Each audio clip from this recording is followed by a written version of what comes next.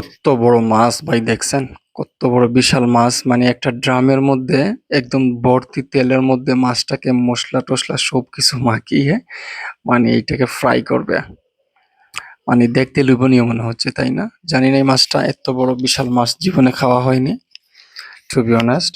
তবে খেতে কিরকম হবে জানি না। সামুদ্রিক মাছ বা হয়তো কোনো চাষের ফিশারির কোনো বড় মাছ হতে পারে। বিশাল প্রকৃতির একটা মাছ দেখেন। মানে কিভাবে এটাকে ফ্রাই করতেছে একটু দেখছেন? ও মাই গড! Just amazing!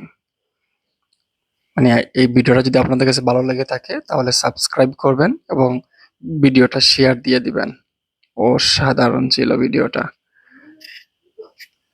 এবং যারা ফেসবুক থেকে দেখতেছেন ফলো দিবেন। অসাধারণ! লাইক কমেন্ট করবেন।